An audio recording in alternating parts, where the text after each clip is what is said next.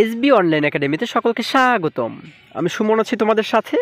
ছোট্ট বন্ধুরা, আজকে আমরা পঞ্চম শ্রেণীর 3 পৃষ্ঠার মধ্যে যে অঙ্কগুলো রয়েছে এগুলোকে সবচেয়ে সহজ নিয়মে কিভাবে করে সমাধান করা যায় এই বিষয়টি শিখব।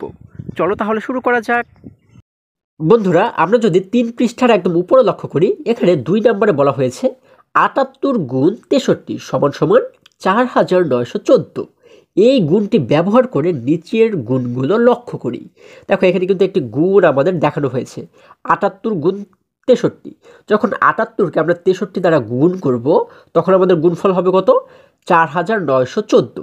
তাহলে এই গুণটিকে ব্যবহার করে নিচে আমাদের কিছু গুণ লক্ষ্য করতে বলা হয়েছে। যেমন দেখো, এক নম্বরে যদি আমরা লক্ষ্য করি, এখানে বলা হয়েছে 780 গুণ 630।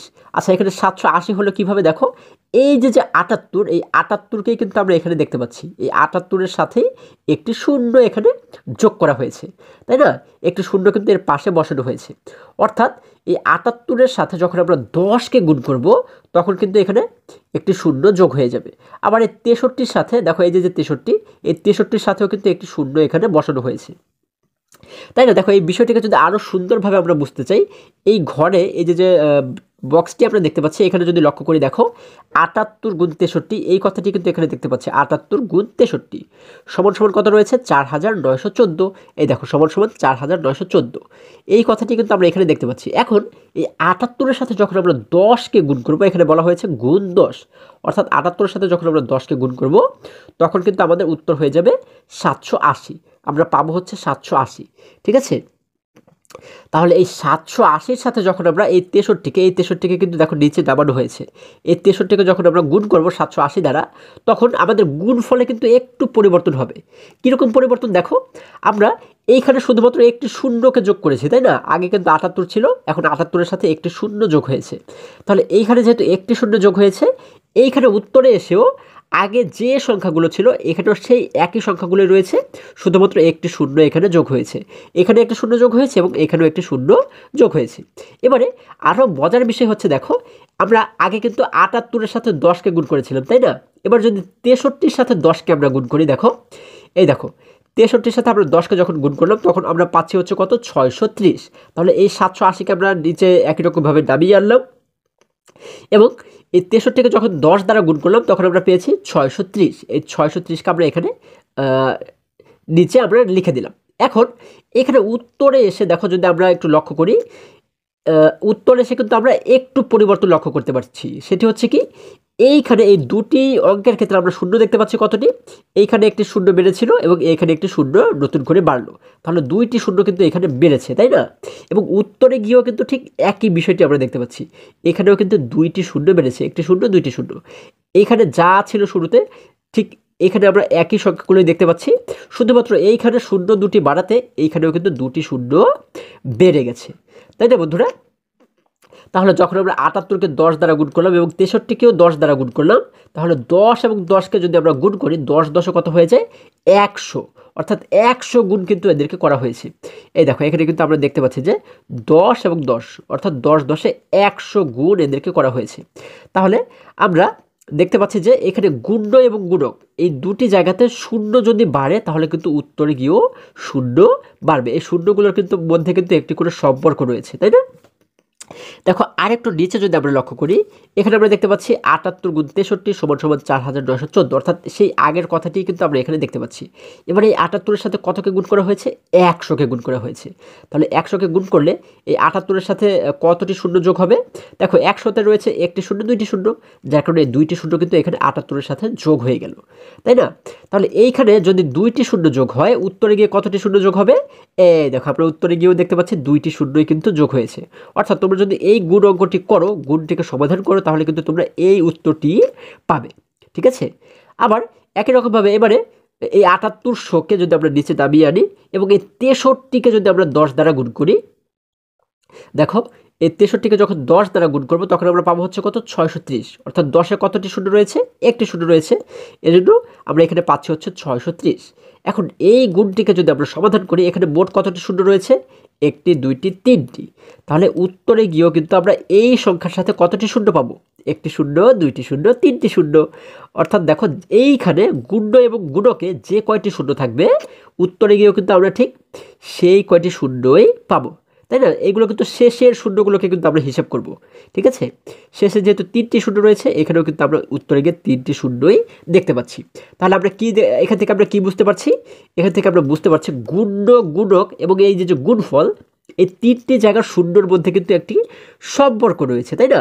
এইখানে যদি শূন্য থাকে তাহলে, অর্থাৎ এই দুটি জায়গাতে যতগুলো শূন্য থাকবে, গুণ্য এবং গুণকের শেষে যতগুলো শূন্য থাকবে, গুণফলে গিয়েও কিন্তু শেষে সেই কয়টি শূন্যই আমরা পাবো। দেখো একটু নিচে আমরা যদি লক্ষ্য করি, এখানে কিন্তু আমরা একটা ছেলে শিশুকে দেখতে পাচ্ছি। সে বলেছে গুণগুলোকে আমরা অনুভূমিকভাবেও লিখতে পারি। গুণ্য, গুণক ও গুণফলের শূন্যগুলোর মধ্যে কি কোনো সম্পর্ক রয়েছে? হ্যাঁ, একটি সম্পর্ক কিন্তু রয়েছে। আমরা কি সম্পর্ক দেখেছি? আমরা দেখেছি যে গুণ্য এবং গুণকে শেষে যে শূন্যগুলো রয়েছে, মানে শেষে যে কয়টি শূন্য রয়েছে, গুণফলে গিয়েও কিন্তু আমরা ঠিক সেই কয়টি শূন্যই দেখতে পেয়েছি, তাই না? তাহলে কি এটি হচ্ছে গুণ্য, গুণক এবং গুণফলের শূন্যের মধ্যে সম্পর্ক। মানে এই তিনটে জায়গার যে শূন্যগুলো রয়েছে, শূন্যের মধ্যে কিন্তু এই সম্পর্কটি রয়েছে। এবার দেখো যদি আরেকটু নিচে আমরা লক্ষ্য করি, এখানে 2 নাম্বারে বলা হয়েছে গুণ করো। আমরা এখানে অনেকগুলো গুণ অঙ্ক কিন্তু দেখতে পাচ্ছি। তাহলে এখান থেকে চলো আমরা কিছু কিছু গুণ অঙ্কের সমাধান করার চেষ্টা করি। বন্ধুরা, এখানে 1 নাম্বারে বলা হয়েছে 530 গুণ 320। আমরা এখানে প্রত্যেকটি অঙ্কে একটা বিষয় যদি লক্ষ্য করি, সেখানে দেখতে পাবো যে এই প্রত্যেকটা অঙ্কের গুণ্য এবং গুণকের শেষে কিন্তু শূন্য রয়েছে। হয় একটি করে শূন্য, না হয় দুইটি করে শূন্য কিন্তু আমরা দেখতে পাবো, ঠিক আছে? তাহলে এই অঙ্কগুলোকে যখন আমরা সাজাবো, তখন আমরা এই অঙ্কগুলোকে, মানে এই সংখ্যাগুলোকে আমরা দুটি ভাগে ভাগ করব, ঠিক আছে? এক পাশে শূন্যগুলোকে রাখবো এবং অন্য সংখ্যাগুলোকে আলাদা একটি পাশে রাখবো। যেমন এখানে 530 রয়েছে, আমরা লিখব 530। এই দেখো 530। এরপরে দেখো আমরা এখানে দেখতে পাচ্ছি কত? 320। তাহলে আমরা কি লিখব? 320। এই দেখো এই যে শূন্য, উপরের শূন্য এবং নিচের শূন্য, এই শূন্যগুলোকে আমরা এক সারিতে রাখবো, ঠিক আছে? এই দেখো আমরা কিন্তু দুটি ভাগে ভাগ করলাম, তাই না? এই পাশে একটি ভাগ, এই পাশে কিন্তু সমস্ত শূন্যগুলোকে আমরা রেখেছি এবং এই পাশে কিন্তু আমরা শুধুমাত্র সংখ্যাগুলোকে রেখেছি। এবারে দেখো যদি আমরা এটিকে একটু সমাধান করার চেষ্টা করি, আমরা যদি গুণ করি, আমরা শুধুমাত্র এতটুকুর গুণ করবো। এই যে 53 গুণ 32, এই সংখ্যাটুকুর গুণ শুধুমাত্র আমরা করব, ঠিক আছে? দেখো অঙ্কটি কিন্তু খুবই মজার একটি অঙ্ক। আমরা যদি এই 2কে প্রথমে 3 দ্বারা গুণ করি, আমরা জানি 3 দুগুণ 6। এবারে 2কে 5 দ্বারা গুণ করলে হয় 5 দুগুণ 10। আমরা যখন এই শূন্যগুলোকে বাদ দিয়ে দিলাম, তখন কিন্তু আমাদের অঙ্কগুলো ছোট হয়ে গেল, তাই না? এবং এই ক্ষেত্রে কিন্তু আমাদের গুণ করতেও সুবিধা হয়ে গেল, তাই না বন্ধুরা? আমাদের 2 দ্বারা গুণ করা হয়ে গেল। এখন আমরা কী করবো? নিচের লাইনে এসে একটু শূন্য দেবো। এবারে 3 দ্বারা যদি গুণ করি, দেখো আমরা জানি 3 3 9 এবং 3 দ্বারা যদি 5কে গুণ করি, আমরা জানি 3 5 15। আমরা লিখে দিলাম 15। এবারে দেখো এখন আমরা জানি যে গুণের ক্ষেত্রে কিন্তু এবারে আমাদের যোগ করে উত্তরটিকে নামাতে হয়, তাই না? আমরা জানি যে 6 এবং 0কে যোগ করলে হয়ে যায় 6, আমরা লিখে দিলাম 6। 0 এবং 9কে যোগ করলে হয়ে যায় 9, আমরা লিখে দিলাম 9। 1 এবং 5কে যোগ করলে হয়ে যায় 6, আমরা লিখে দিলাম 6। উপরে যেহেতু কিছু নেই, তার মানে আমরা 0 ধরে নিতে পারি। 0 এবং 1কে যোগ করলে হয়ে যায় 1। এখন দেখো আমরা এখানে পাচ্ছি কত? 1696।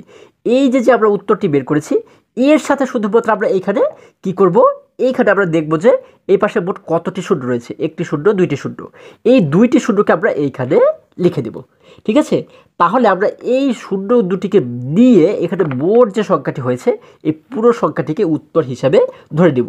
মানে এই 530কে যখন আমরা 320 দ্বারা গুণ করলাম, তখন আমাদের উত্তর হবে হচ্ছে 8। এই সংখ্যাটি কিন্তু আমাদের উত্তর হবে। এটি হচ্ছে কত? একক, দশক, শতক, হাজার, অযুত, লক্ষ, অর্থাৎ 1,69,600। এটি হচ্ছে কি আমাদের উত্তর, ঠিক আছে? এটি কিন্তু খুবই সহজ। আমরা শুধুমাত্র শূন্যগুলোকে প্রথমে আলাদা করে দিব, আলাদা একটি সাইডে রাখবো, ঠিক আছে? এবং বাকি সংখ্যাগুলোকে আলাদাভাবে আমরা গুণ করব এবং শেষে গিয়ে শুধুমাত্র এই সংখ্যার সাথে এখানে দেখব কতটি শূন্য রয়েছে, এই শূন্যগুলোকে এখানে বসিয়ে দেবো। যদি এখানে 2টি শূন্য থাকে আমরা 2টি শূন্য এখানে বসিয়ে দেবো, যদি 3টি শূন্য থাকে আমরা 3টি শূন্য এখানে বসিয়ে দেবো। যে কয়টি শূন্য থাকবে সেই সংখ্যাগুলোকে মানে সেই কয়টি শূন্য আমরা এখানে বসিয়ে দেবো, তাহলে আমাদের উত্তর খুবই সহজেই বের করা হয়ে যাবে। এবার একই রকমভাবে যদি আমরা 3 নম্বর অঙ্কটি দেখি, দেখো 3 নম্বরে বলা হয়েছে 400 গুণ 110। তাহলে আমরা কি করব, প্রথমে লিখব 400, এবারে নিচে আমরা কি লিখব 110। কিন্তু 110কে আমরা কি করব, এই যে 110-এর যে শূন্য, এই শূন্যটাকে কিন্তু আমরা শূন্যের ঘরের মধ্যে রাখবো। ঠিক আছে, দেখো এই শূন্যটাকে আমরা কিন্তু এই শেষ শূন্যের নিচে লিখবো এবং এই 1কে লিখবো আমরা 4-এর নিচে, এই 1কে লিখবো আমরা আরও আগে।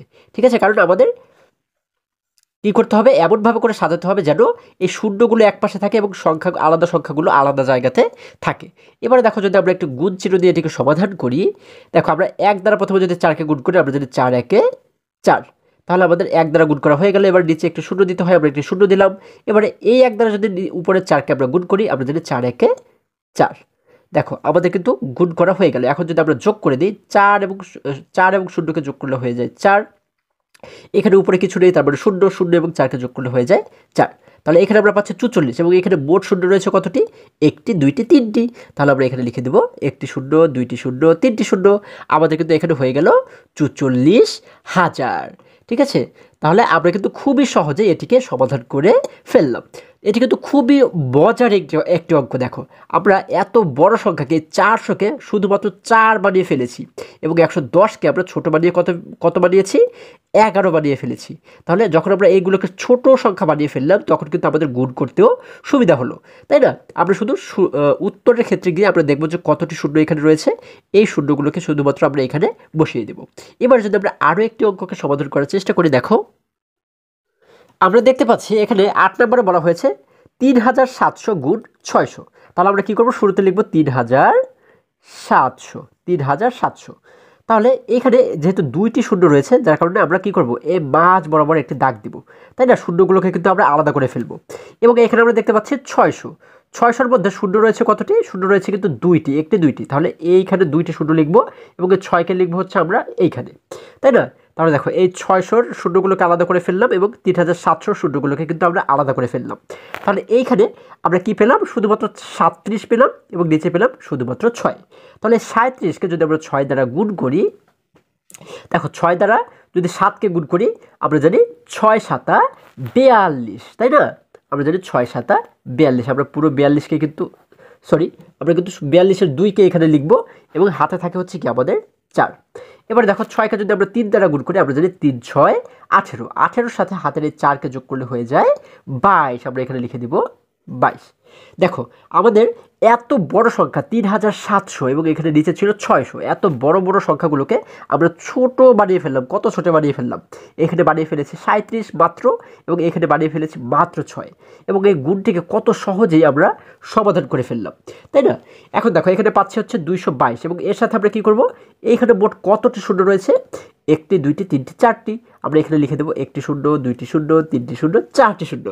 দেখো কত মজার অঙ্কগুলো। তাহলে আমরা এখানে এই শূন্যগুলোকে নিয়ে একত্রে যে সংখ্যাটি হয় এটিকেই কি আমরা ধরে নিব উত্তর। অর্থাৎ আমাদের উত্তর কত হলো, একক দশক শতক হাজার অযুত লক্ষ, অর্থাৎ 22,20,000। এটি হচ্ছে কি আমাদের উত্তর। এবার একই রকমভাবে যদি 11 নম্বর অঙ্কটি আমরা লক্ষ্য করি, এখানে বলা হয়েছে 8000 গুণ 700। তাহলে আমরা কি করব, শুরুতে লিখব হচ্ছে 8000। দেখো 8000-এর এই মাঝখানে আমরা একটা দাগ দেবো, কারণ হচ্ছে কি এই দাগটি দিয়ে আমরা শূন্যগুলোকে আলাদা করে ফেলবো। এবং এখানে রয়েছে কত, 700। তাহলে 700-তে মোট কতটি শূন্য রয়েছে, 1টি 2টি, অর্থাৎ আমরা এখানে 1টি শূন্য দেবো 2টি শূন্য দেবো এবং এই 7কে লিখবো হচ্ছে আগে, তাই না? তাহলে দেখো আমরা কিন্তু শূন্যগুলোকে আলাদা আলাদা করে ফেললাম। এবারে আমরা এখানে পাচ্ছি কি শুধুমাত্র 8 এবং শুধুমাত্র 7। এখন আমরা 7 এবং 8কে যদি আমরা গুণ করি, আমরা জানি 7 এ 8 56, তাই না? আমরা এখানে লিখে দেব 56। এই 56-র সাথে আমরা এখানে দেখতে পাচ্ছি কতটি শূন্য রয়েছে, 1টি 2টি 3টি 4টি 5টি। আমরা এখানে লিখে দেব 1টি 2টি 3টি 4টি 5টি শূন্য। তাহলে কিন্তু আমাদের এই সবগুলো অঙ্ককে নিয়ে একটি সংখ্যা হয়ে গেল এবং এটি হচ্ছে কি আমাদের উত্তর। ঠিক আছে, আশা করি এই পৃষ্ঠার প্রতিটি অঙ্ক খুবই সহজে এবং খুবই মজায় মজায় তোমরা বুঝতে পেরেছো। বন্ধুরা, আজকে আমাদের এই পর্যন্তই। আবারও দেখা হবে পরবর্তী ভিডিওতে। আর হ্যাঁ, তোমরা যদি আমার চ্যানেলে নতুন হয়ে থাকো তাহলে অবশ্যই এখনই চ্যানেলটি সাবস্ক্রাইব করে পাশে থাকো, যেন আবার যে কোনো ভিডিও আপলোড করার সাথে সাথে খুব সহজেই তোমরা সেটি পেতে পারো। এবং পঞ্চম শ্রেণীর যে কোনো পৃষ্ঠার সমাধান দেখতে এই সোজা যে লিঙ্কটি দেখতে পাচ্ছ, এই লিঙ্কে প্রবেশ করে যে কোনো মুহূর্তে যে কোনো পৃষ্ঠার সমাধান দেখে নিতে পারো। সকলে ভালো থাকো, সুস্থ সবল থাকো, এই কামনা করে শেষ করছি। ধন্যবাদ সকলকে।